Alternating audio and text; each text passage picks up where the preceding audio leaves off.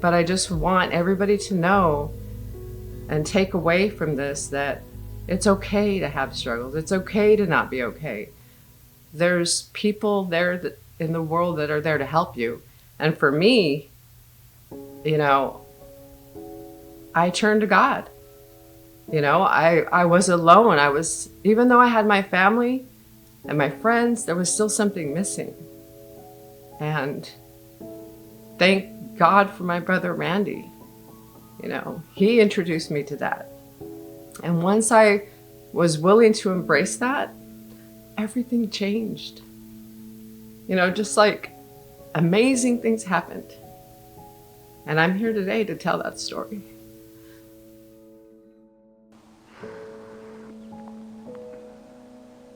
I'm a person that believes that Jesus died for me, forgiveness of all my sins, and for who I am now. And when I have problems or issues, I lean on Him.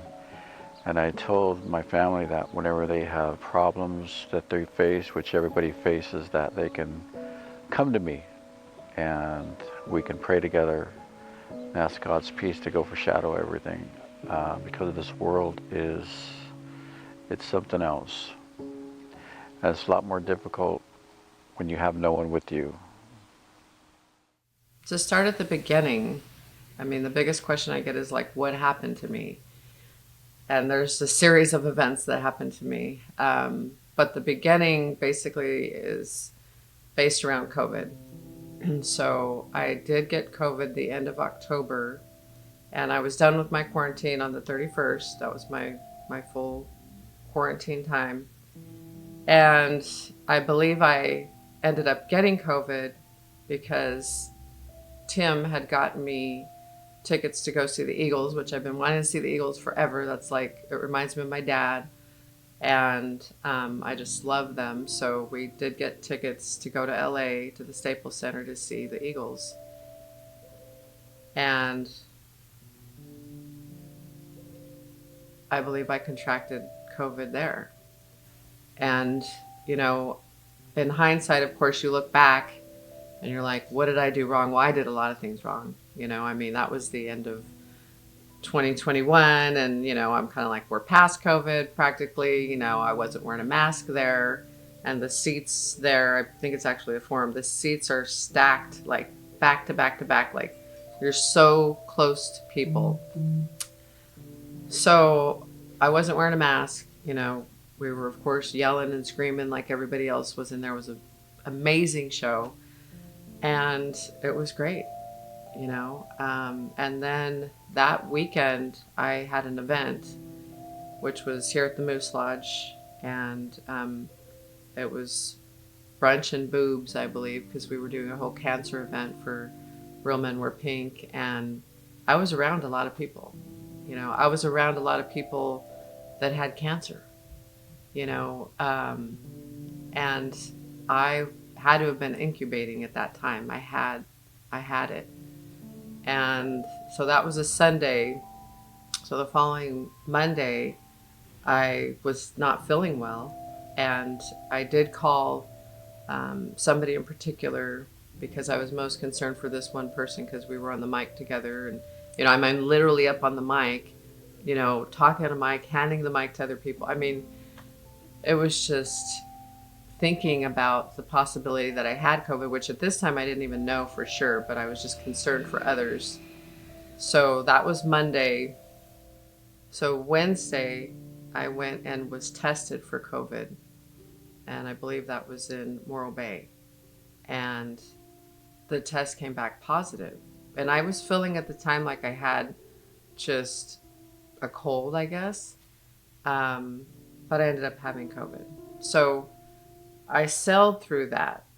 And when I say I sailed through it, it was like I had a cold. I was like, this is great. Like I even said, there's a certain product that I take for my immune system. And I was like, this must have done the job. Like I'm doing great.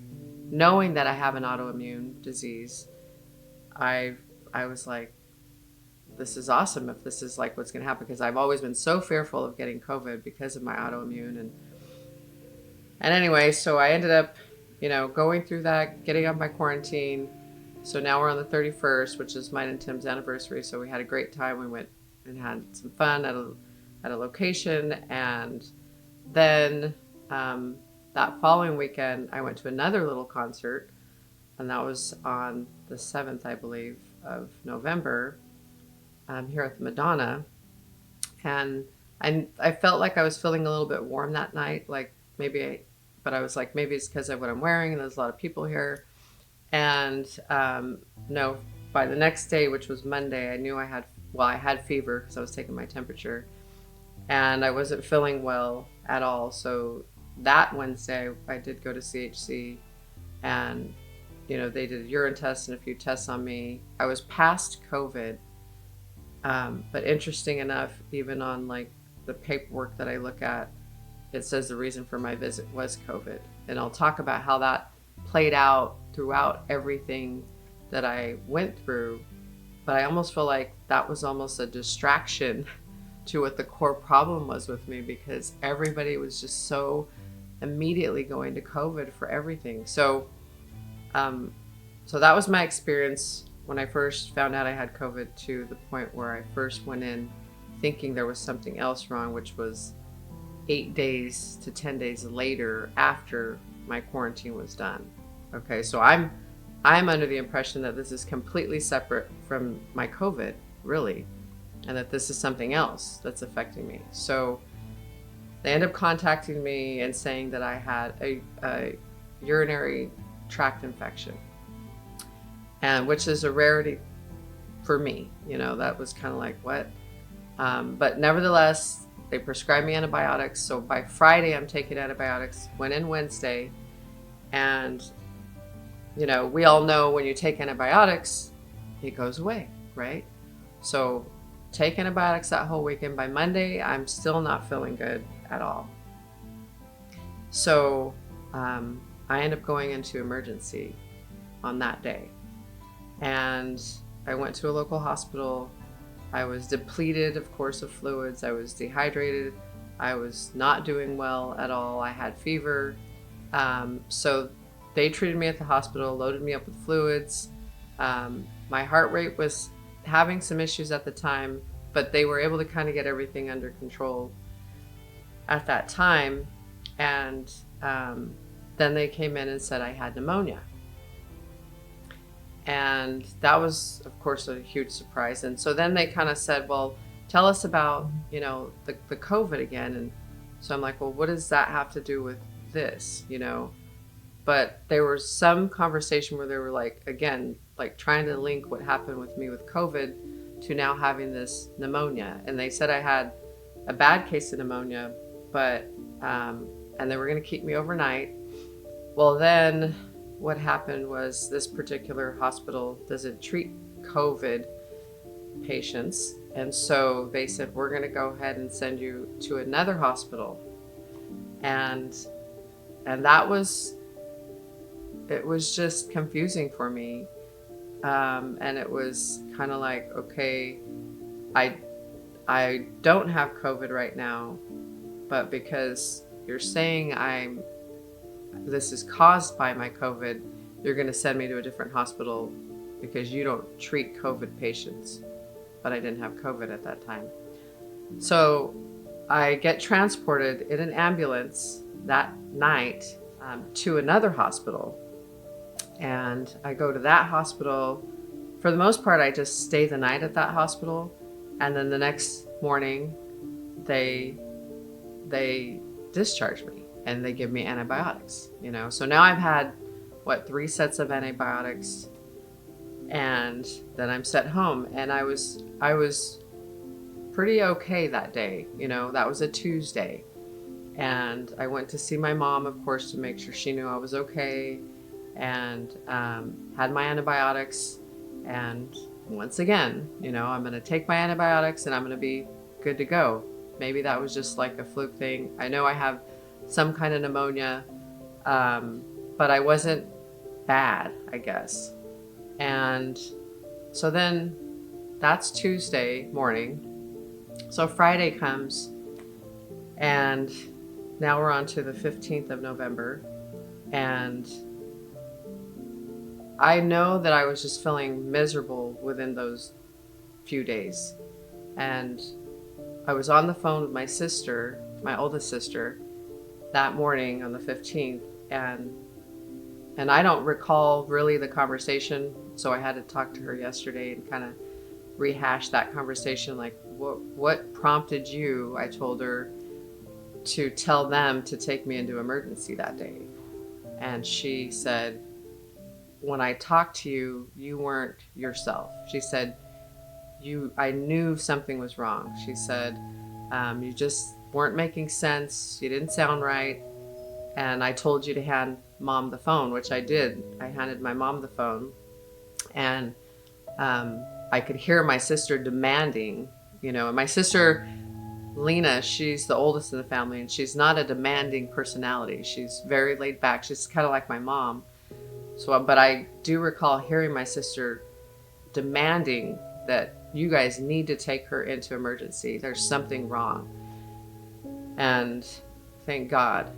So Tim and mom, we load up in the car and we go to emergency, but this time we go to a different hospital because we know the one that we had gone to doesn't take COVID patients, and I didn't want to run into that whole issue again. And so we went to a different hospital, and I was admitted there. Now, when I went into the hospital, I remember I was just like, it's so hard to explain, like the feeling. And those of you that have had COVID and had those breathing problems or anybody having lung issues, which I'd never had, I was just having the hardest time breathing.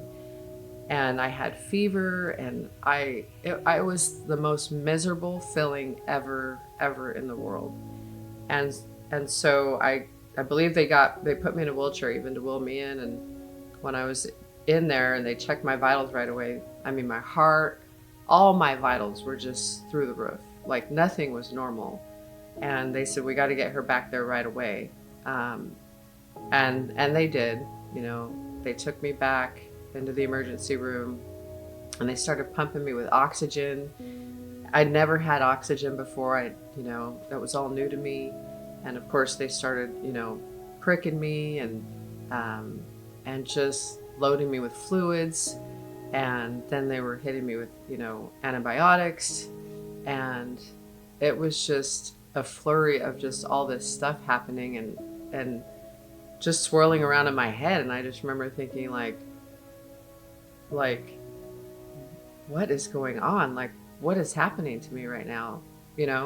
This can't happen to me. I'm Valerie, I'm Valerie. Doesn't anybody know? Like, I can't be sick. I can't be down. I can't be, going through this right now. I've got things to do. I've got places to be. I got people to see. I was just, but then there's a big part of me that knew that I'm in a hospital. They're going to fix me. And I'm going to be out of here. Like, I'm just sick right now, and they're going to fix me, and I'm going to be home in no time, and everything's going to be fine. Well, that didn't happen. All right, everyone. So, I had obviously hoped to get home today, but my heart decided otherwise. At like 4:30 this morning, they had to wake me up. I think it was over 150 when I was just laying here. Crazy. And then I came out of that and had another episode. I think it got over 160 when I went in the bathroom to sit on the toilet.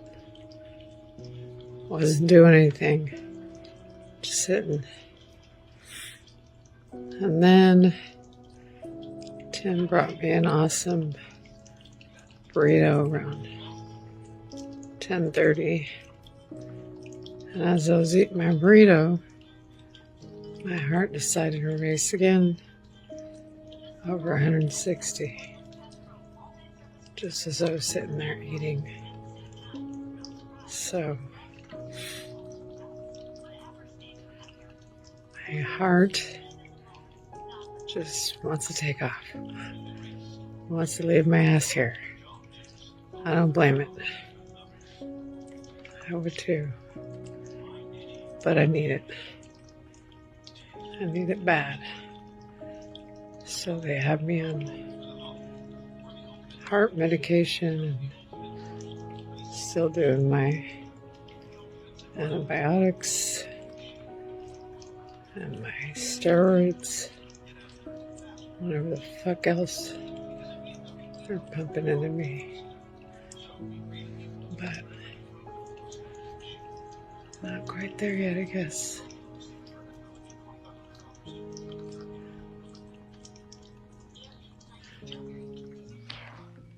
When Valerie was sick in the hospital, of course I had to work, and I would be with her every day. It was very hard seeing my daughter hurting and suffering. It was very hard. But I never missed one day of not being with my daughter. I was next to her side. And her brother and everyone prayed for her every day. So that was a Friday, and then I don't even recall much on Saturday, and all I know is I ended up in ICU on Sunday, and Mom was there. Mom was there with me, of course, most of the time.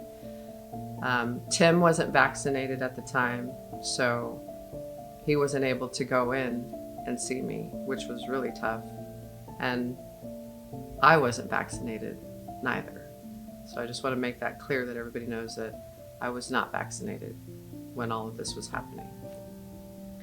So when I was in ICU, again, I don't recall a ton of stuff. I do remember the ICU doctor at the time coming in, and he said to me and my mom, we can put you on a ventilator, and and that might help with your breathing and whatever he said.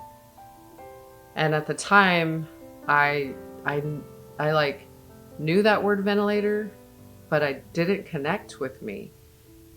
But I knew something negative associated with that word ventilator. And he said, well, your mom will be able to talk to you, but you won't be able to talk to your mom. And that's really the reason why I said no to the ventilator. I wanted to be able to talk to Mom, and so I did say no to the ventilator. And obviously now, and again, after all this, you go back and it's like, that's crazy. I was in such a state where they actually wanted to put me on a ventilator. And there's not a lot of good things that have come from that. So again, it's all these little blessings along the way that you start recognizing were taking place, and I didn't even really realize it at the time. Now, one other thing that I didn't know, and this is the first time a lot of you are going to hear this, including some of my family members and Tim. Been talking to my sister just yesterday. This is my oldest sister because she was the primary person that was coordinating with the family and through a lot of this. And she told me that she was told by the doctor that was seeing me through the first couple of days there, when they were putting me in ICU, to prepare for the worst. And I was like, what? And she said, yeah, I was told to prepare for the worst. And I'm like, what did you do? Of course I'm like, oh my God, like, was I really that bad? Or how could she say that to my family and not know that I'm that bad? So I had a lot of, anger and confusion and just like I felt bad that my family had to hear that, you know. Um, and so she said, well, I called Randy, who's my oldest brother, who's my savior in all this. She said, I called Randy. And then we called Jody, who's my other brother. And we all cried together.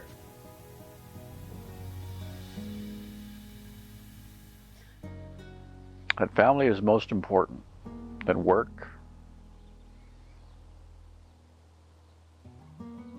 money, and anything that you get with money. That no matter what we go through, arguments, disagreements, that when a tragedy hits the family, we're there for one another. Everything else is just material stuff. Nobody can ever get replaced. No brother, no sister, no mom can never get replaced. That's family. Unconditional.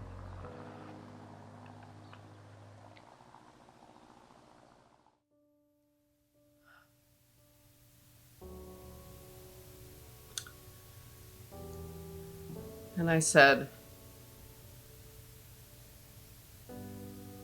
did Mom ever know that? Because Mom was there with me, you know. And she said, no. She said, no, Mom never knew. And I said, you know, that could have given Mom a heart attack, you know. I don't know why they said that. You know, I said, I know my heart rate was out of control through a lot of this. And obviously, they may have thought that I was willing to go on a ventilator. And that's why they put me in ICU. I don't know. There's still some questions that are unanswered. And I just found this piece of news out yesterday. And so now I want to know, you know, what happened to me where she felt comfortable enough to say that to my sister. You know, my sister had to go through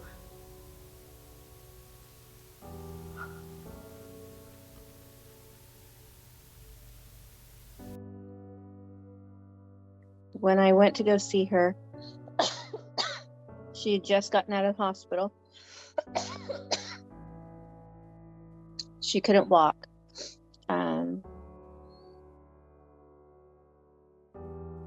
She struggled to breathe,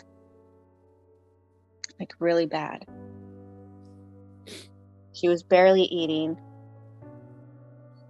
Her heart rate was just going insane.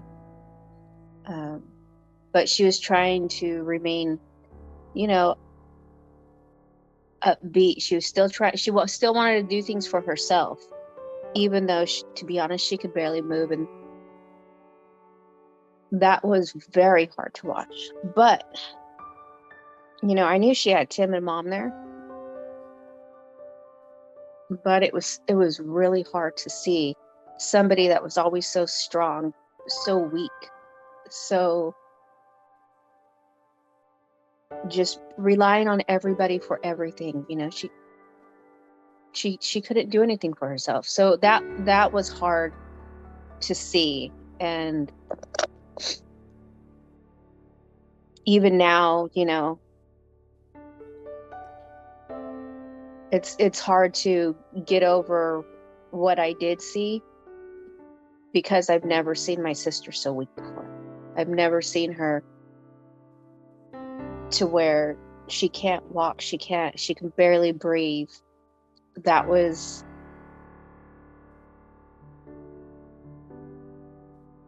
hard to watch. So I couldn't imagine what Tim and Mom and all you guys had to deal with on a daily.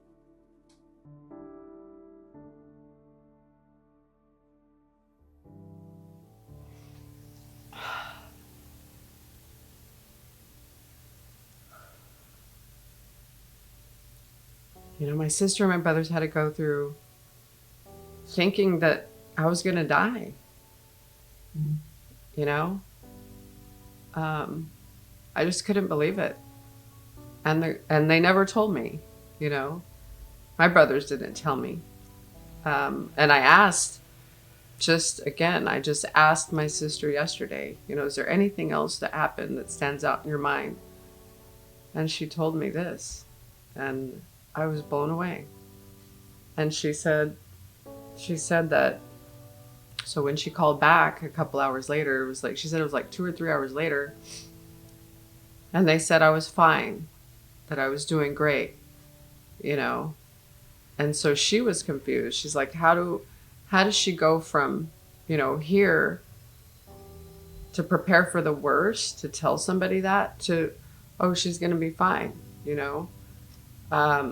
So that was just, and still bothersome to me that my family had to go through that. And thank God that never got to my mom. It would have devastated her, just even if it was those 2 or 3 hours. You guys know my mom. I mean, But it was very hard, very, very hard. I hope a mother never has to go through this, of what I did, of what my family went through.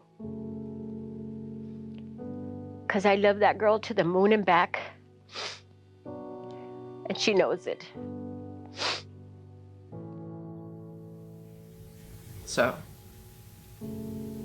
so I spent a day in ICU, and then the next day I got taken back to my room, and I continued building.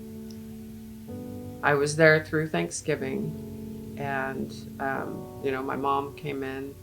Of course, Tim was there. Some of the, you know, funny things, which there's a few throughout this whole thing, but so on Thanksgiving, the only thing that was open, I think, was like Jack in the Box or something. So, you know, Tim brought Jack in the Box. They did have a turkey dinner in the hospital, so that was all fine. But yeah, I was in there through Thanksgiving, and the whole time, the first time I was there at the hospital, I was just kind of like going through the motions. I don't know how else to describe it. I was going through the motions. They're pricking and prying and testing and doing what they do. And in the back of my mind, all I could think is, they know what they're doing. I'm going to be fine, and I'm going to be out of here. Now, the biggest issue that we were having, or I was having, was my heart.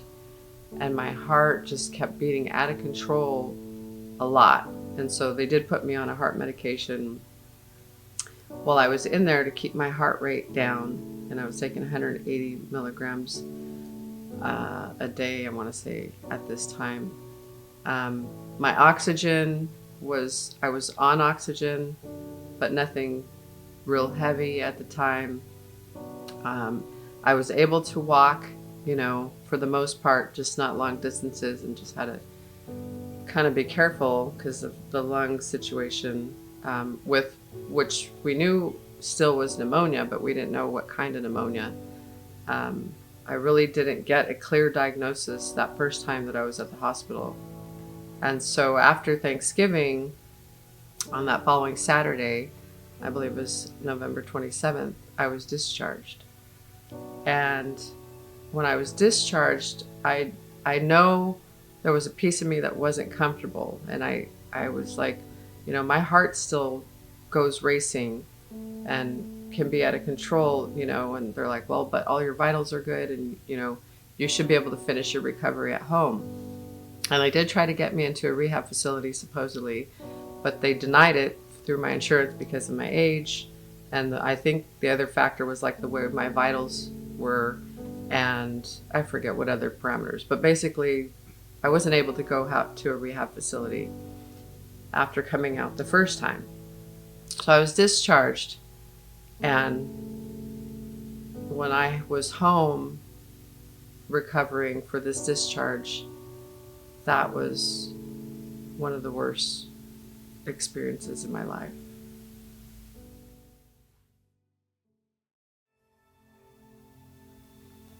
So when I was discharged from the hospital, I was somewhat happy to be discharged, because I figured, okay, I could put that behind me.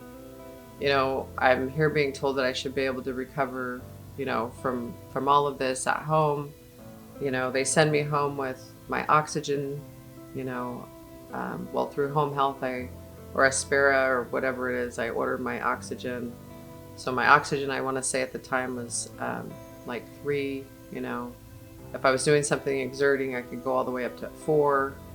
And exerting for me at the time was going to the restroom, just walking to the restroom was exerting for me. I was on antibiotics, and they gave me, I want to say, 3 or 4 antibiotic pills. And then I was on prednisone at the time. It was a fairly low dosage, and they were weaning me off. I want to say it was like 20 milligrams, and then I was going to go down to 15, and then 10, and then so that was going to happen over about 4 or 5 days. So I was going to wean off of that too. So that was pretty much what they sent me home with as far as tools to use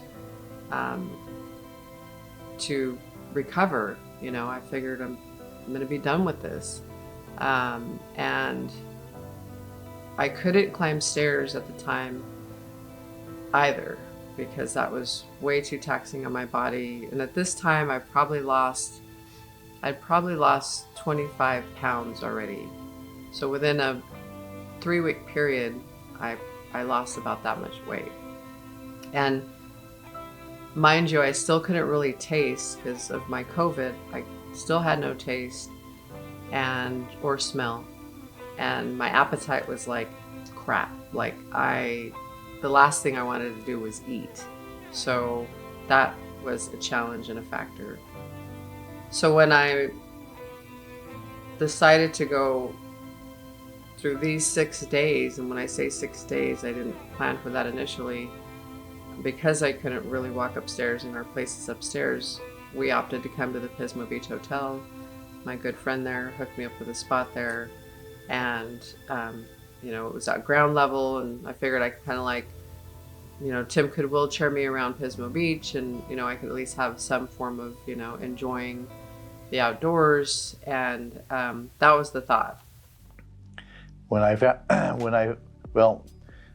feel like I was the last one to know, or at least one of the last ones to know that she was sick, because I remember it was a couple of weeks that she hadn't returned my call or text message, and so I was hoping that nothing was seriously wrong. Of course, we're in the midst of a pandemic, so anything could go wrong at any time, of course. And when I'd heard that Valerie was very ill, it was devastating. That's the single word that I can use to describe it. It was devastating to find out that Valerie was, not only was she very sick, but she had been in the hospital and out and was in for a second time. And I didn't find out until she was in the hospital for the second time. So we got situated there. We had the oxygen tanks, and we were set up, and it was just, I just couldn't come out of this. Like, I was taking my medication. I quickly realized, I want to say like the second day, my heart rate, even at rest, was well over 115 beats per minute. And I was just like, there's something wrong. Like, this is not good. I had and this little guy here was like my everyday, checking my heart rate, and checking my oxygen. And if one was out of whack, the other one was going to be out of whack. I mean, for sure. And so nothing was good there, nothing. I tried calling the doctors, and nobody could get you in. I think my doctor appointment with my primary was like a week from that time. I had a home health nurse come in once, but she came in, I want to say like on Thursday, and I had gotten out of there on Saturday, and that was as soon as she can get out there. And she basically was kind of like, you're doing everything you're supposed to be doing. Your heart is just overcompensating because the lack of oxygen that you're getting in your lungs. Like, it was like, this is not normal, but it's normal for like what you're going through kind of thing. And so I just suffered that entire time. I couldn't sleep. I couldn't eat. I was so sick. I was just so sick, and stupidly, I didn't go back to the hospital. There's a part of you that doesn't want to go back there.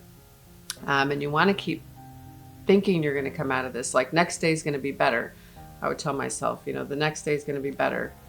And it wasn't. It honestly got worse. And just to get up to use the restroom was so taxing for me. And the restroom was literally like not far away at all. But to walk there, and I was walking with a walker to the restroom, getting up off of the toilet became taxing for me.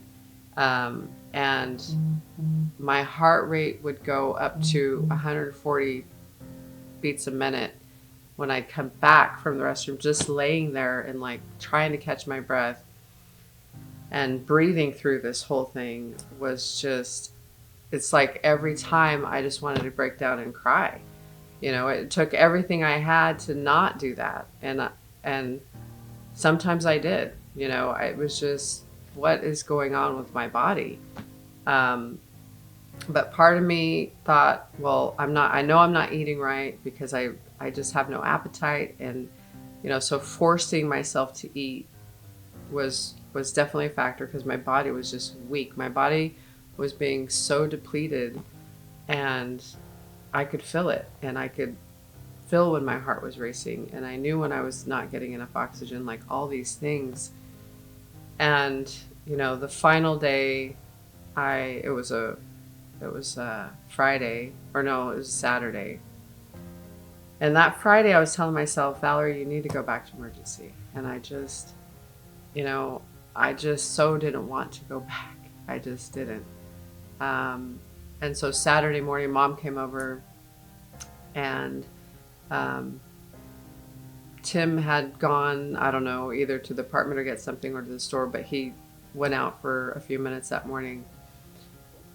And I believe Mom helped me get to the restroom that morning, and I came back to the bed and just, I would just lay there and just try to catch my breath, and my heart's racing, and Mom looked at me and she said, you don't look good, you're turning purple. And I just, at that moment, I was just like, you just want to give up? I'm just like,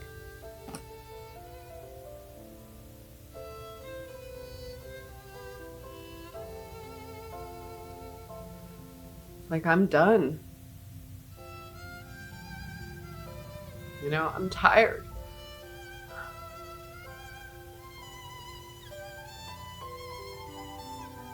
And I just felt so sick. I don't care anymore.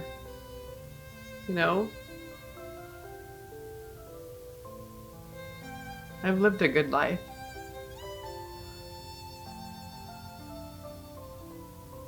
But now I'm looking up at my mom.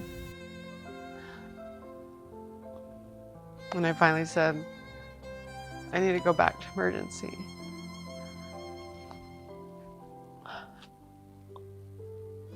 And my brother Randy was there. I remember him being there too. And he came to me the first time I was in the hospital. And, he's been, he's a reborn Christian, and he's been through a lot. And he told me when he went to see me the first time, he said a prayer for me, and he said, Valerie, you have a second chance. And I guess I didn't really realize at the time that I had a second chance, but now keep in mind, he had already been told, by my sister to plan for the worst, and I didn't know that, so when he said, you have a second chance at life, and he prayed for me and he said, you got to do things different, you got to change.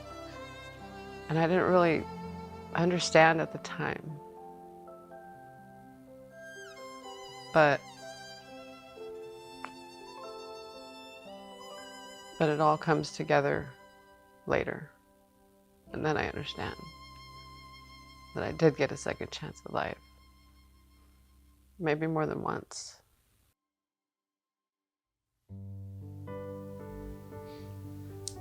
So the second time I went back to emergency, I had probably worse symptoms. I was definitely feeling worse than ever now. And, keep in mind, I'd taken all the last of the prednisone, I'd taken the last of the antibiotics.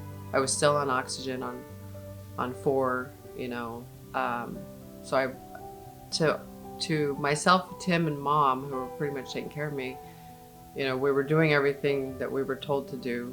The nurse came out and talked to us. I couldn't get in to see a doctor to save my life, probably literally.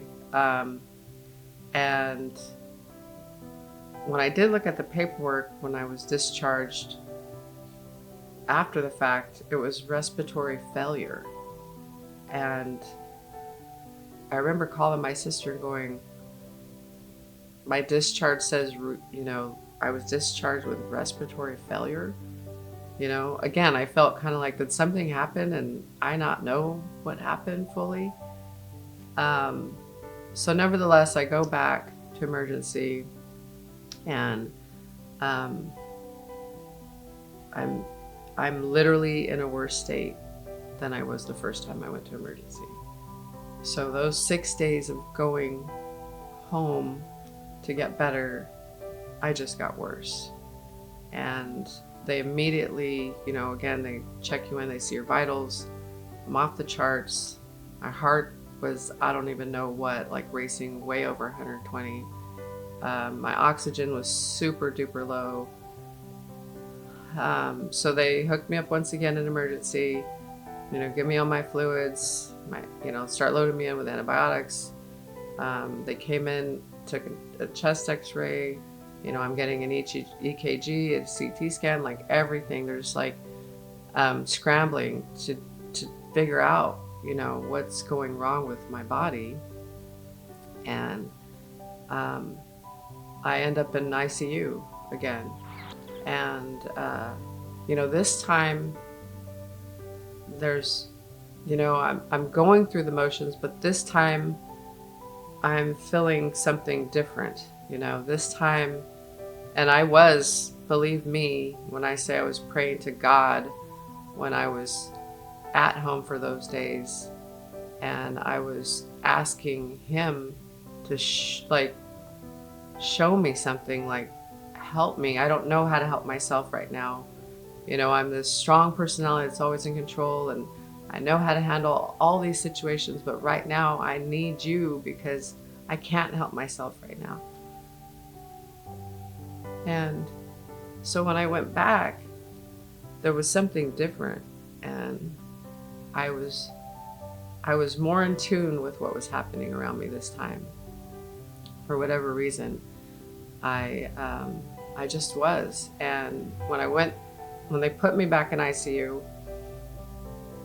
and Mom was there, they put me back in ICU, and I'm like, okay, who's the doctor and what is his specialty?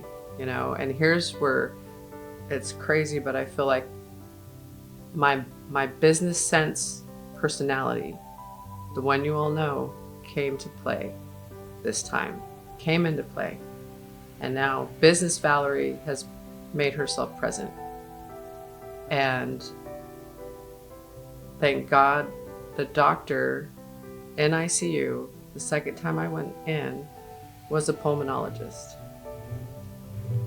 And again, it was blessing after blessing, where you're just seeing all this happen, and it's nothing more than just amazing.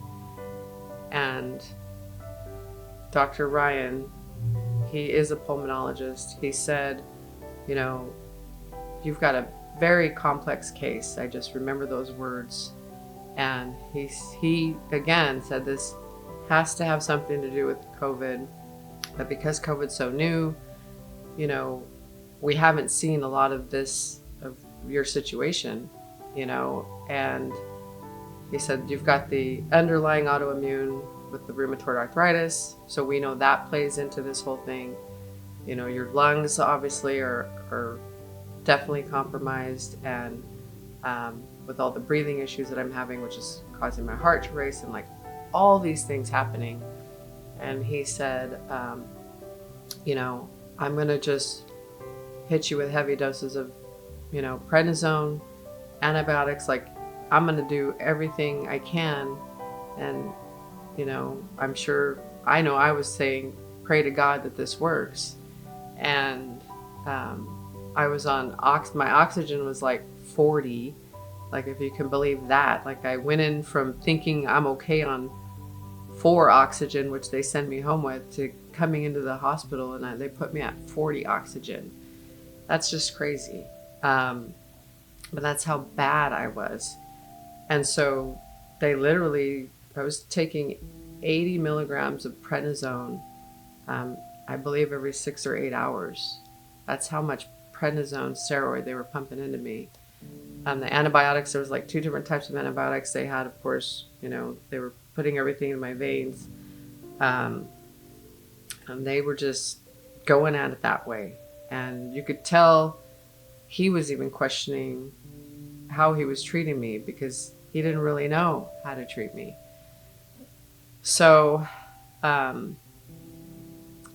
was my first day back in ICU, and I spent, I would say, about a day and a half in ICU. The other issue, and I think I had some of this the first time I was there, was my potassium. So I've never realized how potassium, like lack of potassium, can affect your overall body and health. And it certainly did. And when you have low potassium, and you can look it up, but it causes your heart rate to race, and it causes your body to be weak, the limbs in your body, and fatigue. Like, there's all kinds of issues when you don't have potassium. And my potassium was super duper low. So they were also pumping me with potassium. Now, the potassium stings. Like, if you've ever had to have potassium put into your veins, it stings. And I would, you know, I'd ask for ice packs so they could put it, you know, on my arms. So the next day, they ended up transferring me, thankfully, back up to my room, because I got into a stable state. And so they were transferring me, and I want to say it was probably like midnight, I want to say. And I was telling the lady that, you know, give me ice packs because the potassium's hurting me, to the point where you want to cry. It hurts that bad. And so as they were transitioning me into the room, to the regular room, I was telling the nurse in there, because she was switching out, you know, my fluids. And I said, you know, you guys have to stop. I said, this is killing me. This is hurting so bad. The potassium going into my veins. And she said, that can't be. And I said, no. I said, I feel it. I said, it's hurting me. It's stinging so bad. And I'm like almost in tears. And she kind of looks at me with a puzzled look.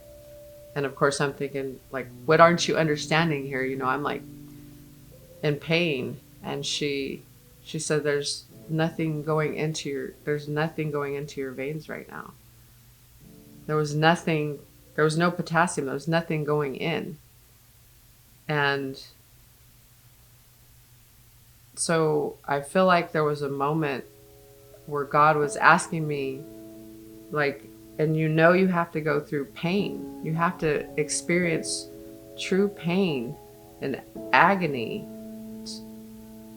for him to get your attention sometimes and to know that he's there. And I think that was one of those moments where he was waking me up, you know, like, pay attention, Valerie, you know, be present this time. You're not invincible, you know. You might think you're somebody out there in the real world, but you're just Valerie here. You know, none of that matters anymore. Because when you're in there, you know, I'm not the president of my own company. I'm not the president of the Chamber of Commerce. I'm a patient. I'm a patient on a list of a lot of other patients, you know? And so you have that, I had that realization at that time. And I knew going forward it would be different. You know, this experience here this time is going to be completely different. And it was. And I immediately, you know, the next morning, you know, when the doctor came in, and keep in mind, you know, this is the same doctor that sent me home. This is the same doctor that delivered that news to my sister. I didn't know this at the time. But this is the doctor, and my sister did try calling this doctor while I was home in misery to see if there was anything else that could be done, and never heard back, because now I'm not in the hospital, so they can't have a conversation. So when she comes in, I have mixed feelings, you know. There's a real big part of me, and still, that feels like I was sent home to die, you know. I was sent home with, you know, weaning off of prednisone. I was sent home with 3 antibiotic pills and with oxygen that would only go up to level 4. When I went back in, my oxygen was on 40. You know, they were loading me up with prednisone and like everything they could. And I was sent home with this little small package of like, here, you know, this should fix you. And how could they not know that I was nowhere near getting better, nor should I have left that hospital the first time. You know, my heart was just out of control. I could barely walk to the restroom. How is it that I was told to go home and that I could finish getting better at home?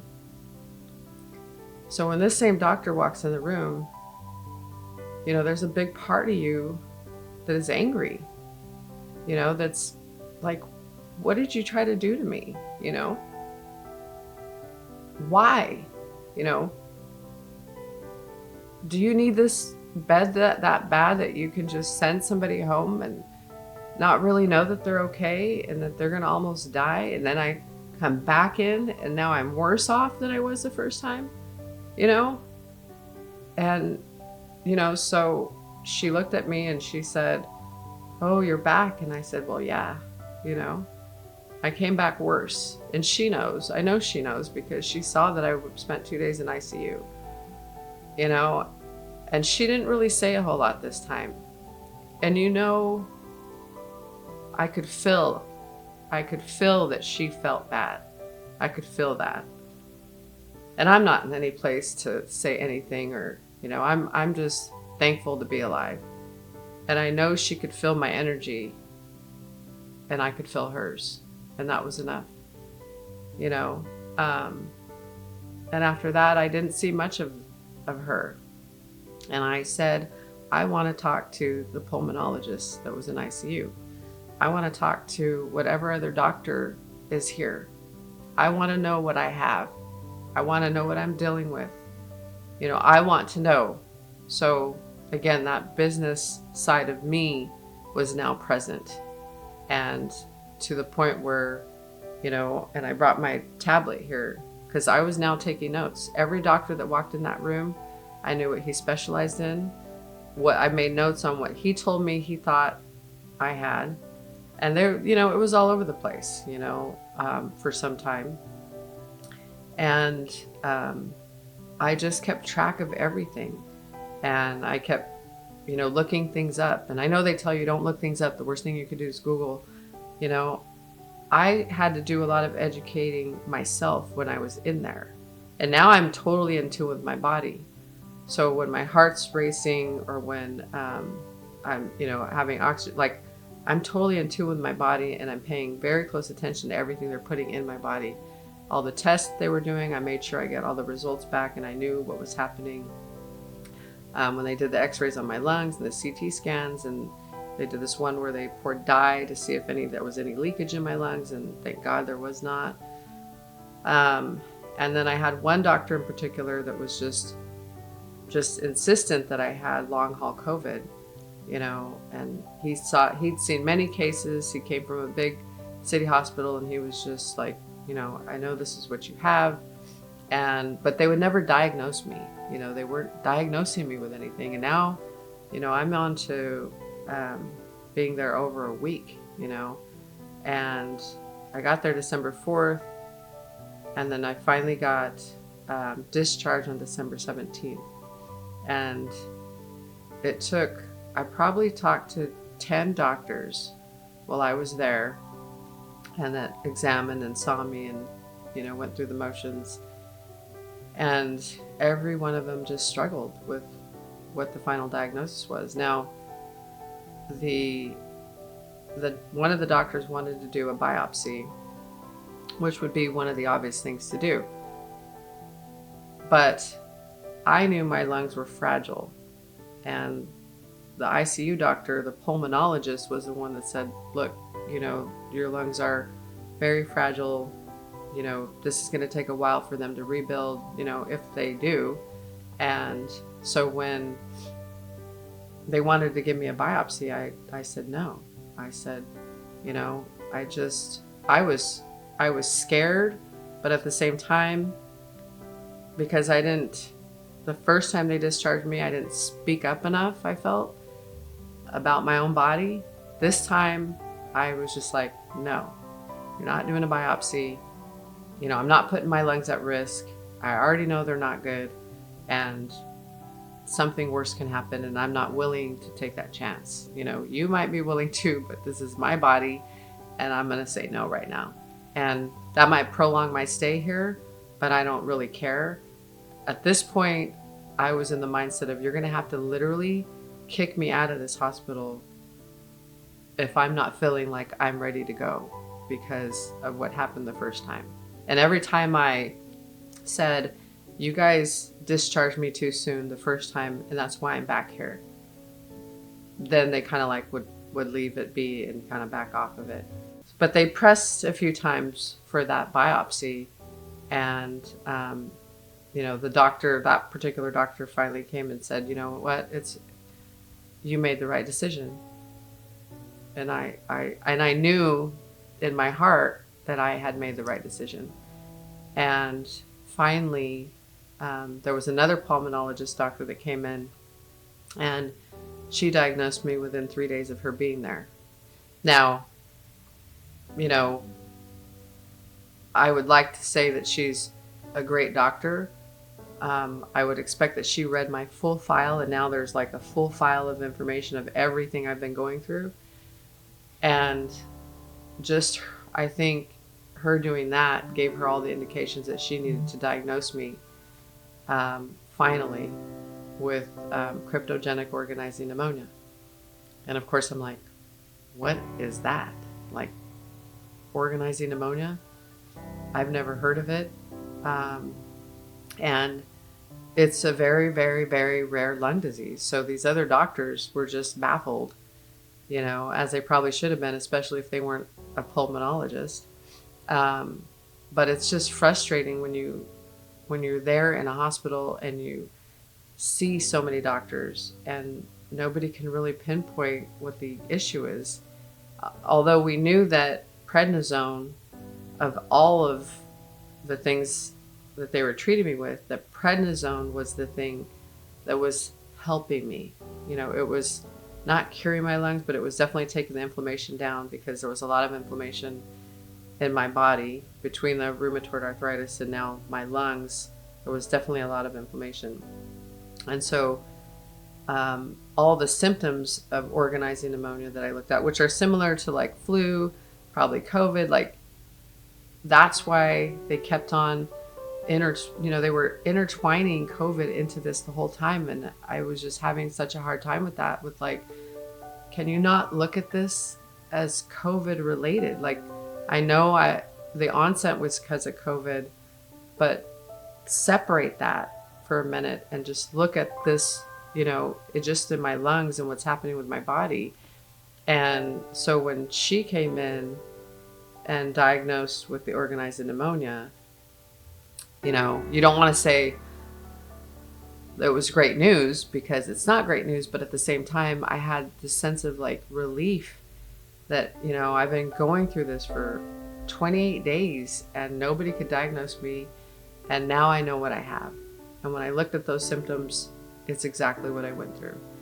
And although it's a rare lung disease and it's, it's not good, it doesn't go away.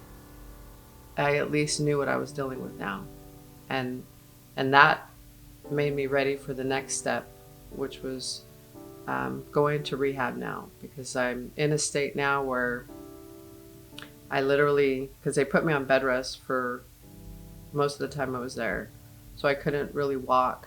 And when I did walk to the restroom, which was the only place I could really walk if they let me, my heart rate would go over 140 beats a minute.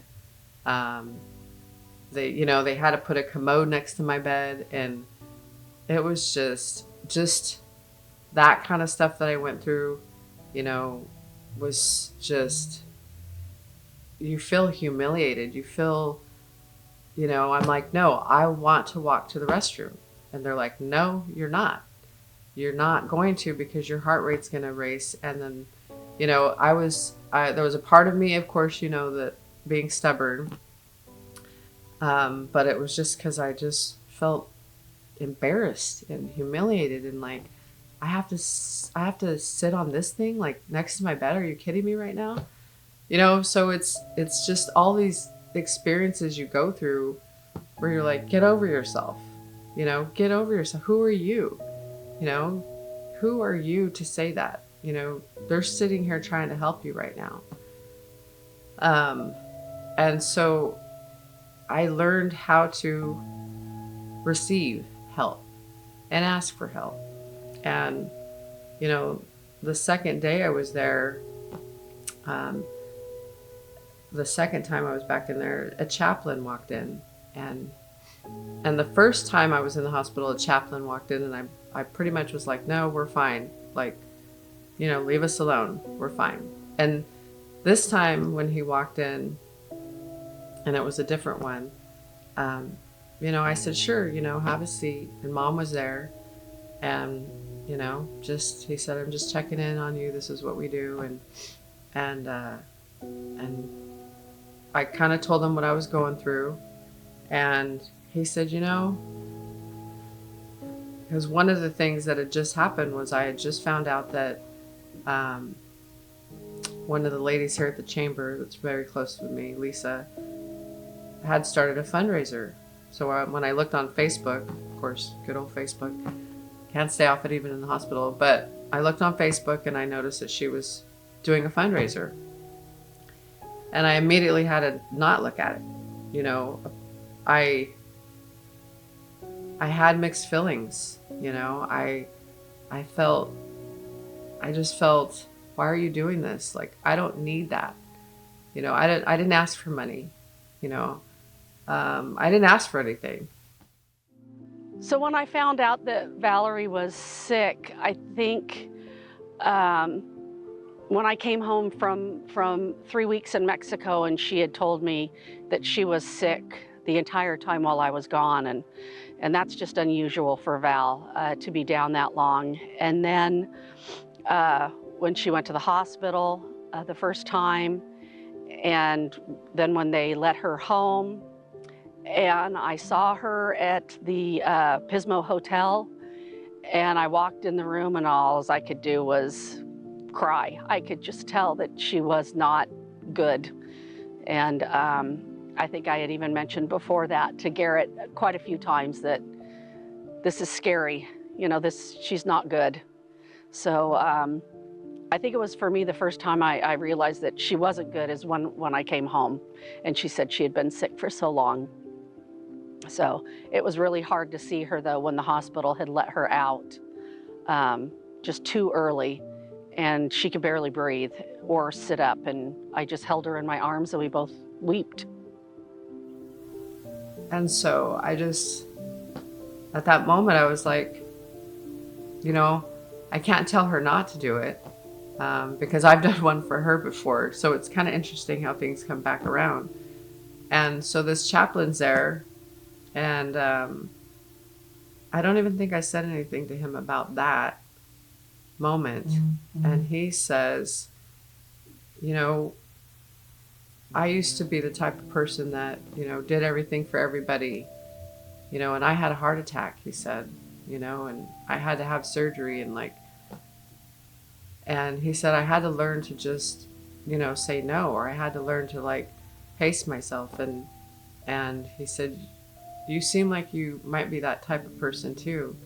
And then he said, and you seem like the type of person because of that you don't know how to receive. You don't know how to receive from others and be okay with that. And again, I had one of those moments where I'm like, you're absolutely right. I didn't want to. I'm just like, I don't need your help. I don't need anything from anybody. And I still had that wall, and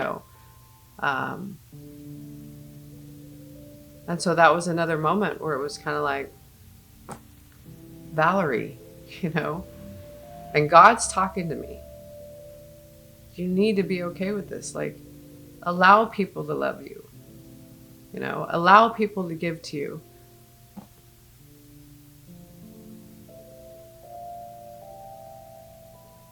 It's okay.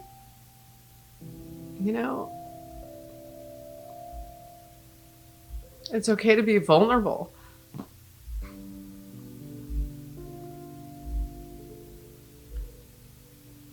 But I just never needed that. So it was hard. It was so hard. But, took a stranger, to help me realize that, that it is okay.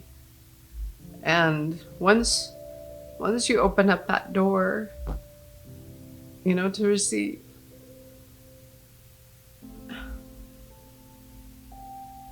it just changes everything. Everything.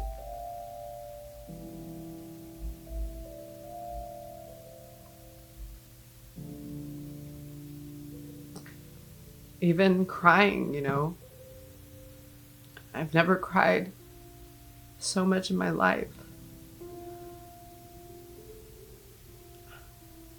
It was, crying was a sign of weakness for me, for my whole family.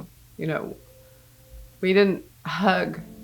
We didn't tell each other, we loved each other. We didn't do those things. Mom would say, all the time, I love you, Mia. I wouldn't say it back. I don't know. We were raised so hard. We were raised to be so tough.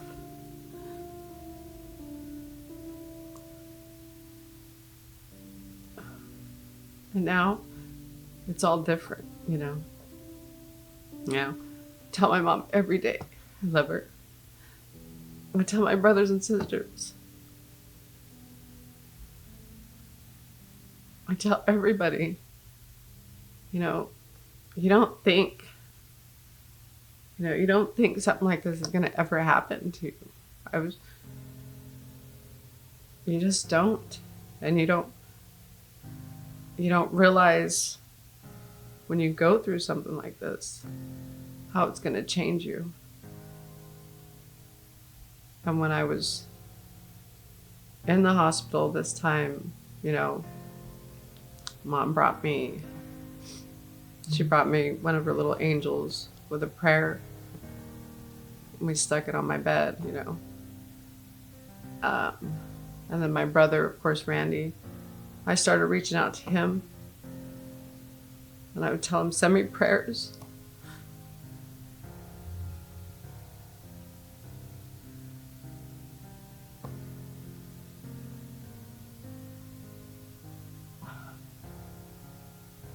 And have him send me prayers every day.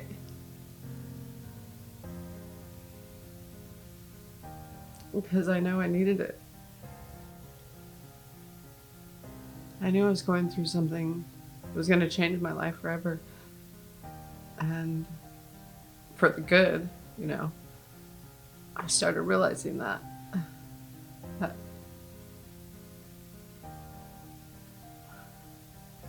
That when I come out of this, and I knew I was going to come out of it,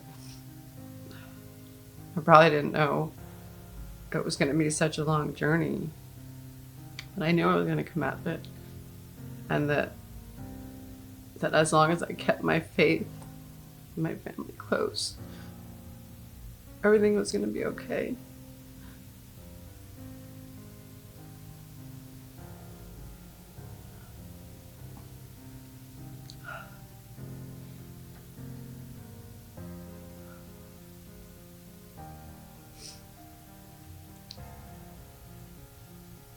So once I got my diagnosis, the very next day they discharged me, and that's when I was going to the rehabilitation facility. Because now, you know, now they were going to accept the insurance, and now I had suffered enough, I guess, and gone through enough to allow me to get into the rehab facility. But, you know, there were times, I would say a week after I was there, you know, they came to me and they're ready to discharge me. I'm like, what are you doing? You know, and she's like, oh, you know, and I'm like, no, I'm not. I literally was like, I'm not leaving here. I'm not okay yet. I'm not ready. And, you know, I had so many angels in there. You know, one in particular, she had my mom's name, and she would advocate for me, and she'd say, Valerie, you're doing the right thing, you know your body.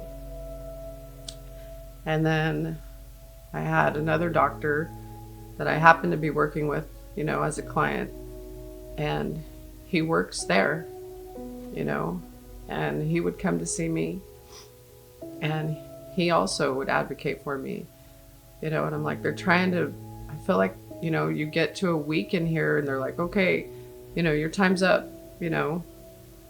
And I was not having it. You know, I'm like, no, my body is not ready yet. I'm not leaving. And you really have to advocate for yourself, you know. But when you're in a state, like, I couldn't imagine the people that are in a state where they cannot do that for themselves. And, you know, whether they're getting sent home too early or not with enough medications, or, you know, that's part of this is like having family there or having people close to be there with you when you're going through these things. Because, you know, I learned that I had to listen to my body, and whatever my body was telling me is what I was telling them, not them telling me. It turned into that, where I'm like, you're not telling me. I know you're the doctor and you know best, but in this instance, because of what I went through the first time, I don't have 100% confidence in that. And I'm not going to die. I'm not going to die. That's not going to happen to me, you know. And so that allowed me to just be stronger that time. And like I said, I felt like I had all these angels around me helping me through this, and all these signs, you know, all these blessings along the way. And then I got my diagnosis, and then I was on to rehab.